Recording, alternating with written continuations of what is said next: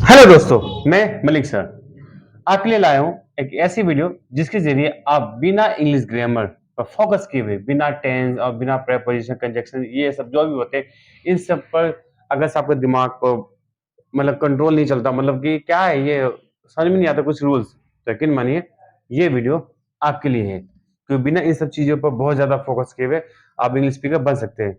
लेकिन दोस्त, एक कहानी तो सुननी पड़ेगी आपको। मेरी कहानी है, हालांकि आपने सुन रखी होगी, पता है, प्यासे कौवे की।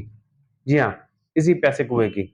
बचपन में ये कहानी आपने सुनी होगी, लेकिन इस बार थोड़े मेरे अंदाज में सुन लेंगे तो बेटर रहेगा, क्योंकि इसी कहानी में छुपा हुआ है बिना ग्रामर पढ़े हुए, बिना ग्रामर को फोकस किए हुए इंग्लिश स्पीकर कैसे बना जाए। ठीक है, तो चलिए स्टार्ट करते हैं। ठीक है, क्योंकि उम्र हो चलिए शायद थोड़ी तो याददाश्त कमजोर हो गई मेरी।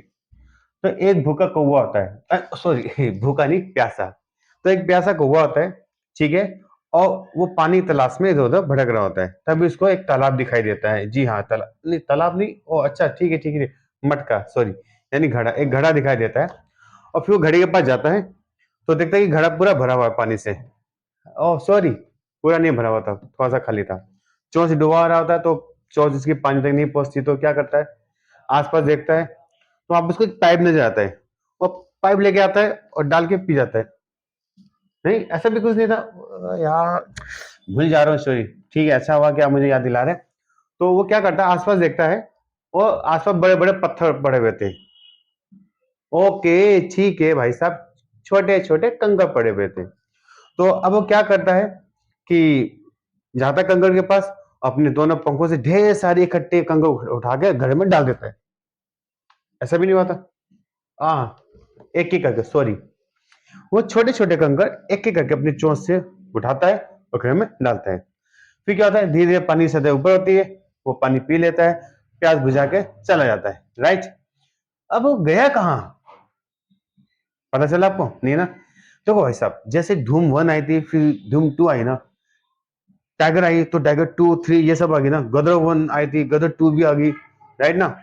उसी प्रकार से यकीन मानिए पार्ट 2 भी है इस कहानी का। तो इस कहानी का पार्ट 2 मैं लेके आया हूँ, जिसके जरिए आप सीखेंगे इंग्लिश बोलना। चलिए, तो पार्ट 2 स्टार्ट करते हैं। तो कहानी यहाँ से स्टार्ट नहीं, पार्ट 1 कहाँ पर खत्म हुई थी, वो प्यास बुझा लेता है, उड़ के चला जाता है। जाता कहाँ है उड़कर, पार्ट 2 यहीं से स्टार्ट होता है। तो वो जाता है, आसमान में उड़ता उड़ता उड़ता उड़ता, तो बहुत हो जाता है, बहुत खुश हो रहा होता है, उड़ रहा होता है, तभी बिजली कड़की और बेचारे का तंदूर बन गया, गिर गया। टाटा फिश। लेकिन जैसे मक्खी में देखा ना, मर जाता है फिर मक्खी का रूप ले लेता है, मक्खी मूवी में। राइट, उसी प्रकार से जब कौवा मरा ना, तो इसने एक इंसान का रूप लिया, दूसरा जन्म लिया। और कुछ समय बाद जब थोड़ा बड़ा हुआ, इसको फिर दोबारा प्यास लगी। जी हाँ, दोबारा प्यास लगी।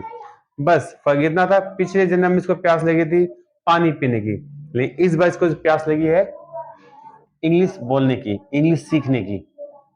पिछले जन्म में इसने कोशिश की थी ना, मटके को ढूंढा इधर उधर, इसने भी एकेडमी ढूंढी, टीचर ढूंढे, प्लेटफॉर्म ढूंढे इंग्लिश सीखने के लिए। उसको घड़ा मिला पिछले जन्म में, इस जन्म में इसको टीचर मिले, एकेडमी मिली, प्लेटफॉर्म मिले। पिछले जन्म में पानी के सतह थोड़ी नीचे थी, नहीं पी पाया था, उसी प्रकार से इसका इंप्रूवमेंट लेवल बहुत डाउन था, नहीं सीख पा रहा था। तो वही करना है अब जो पिछले जन्म में इस कौवे ने किया। टेंशन में लीजिए, मैं आपको कौवा नहीं कह रहा, मैं बस ये कह रहा हूँ फलसफा थोड़ा देखो ना, कॉन्सेप्ट समझो थोड़ा।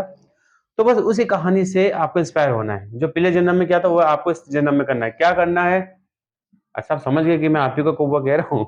चलिए कोई बात नहीं, अगर से मेरे एक दो बार कौवा बोलने से आप इंग्लिश स्पीकर बन रहे हैं, तो मुझे नहीं लगता कि ये घाटे का सौदा है। राइट ना। ओके, चलिए आगे बढ़ते हैं। तो पिछले जन्म में उस कौवे ने क्या किया था कि हिम्मत नहीं हारी थी, और आसपास देखा छोटे छोटे कंकड़ थे, है ना, छोटे छोटे कंकड़, और एक एक उठा के उसे चोंच से उठा के घड़े में डाले। आपको भी यही करना है। बड़े बड़े इंग्लिश की ग्रामर याद करने की जरूरत नहीं है, स्पीचेस याद करने की जरूरत नहीं है, ठीक है, रूल एंड रेगुलेशन याद करने की जरूरत नहीं है।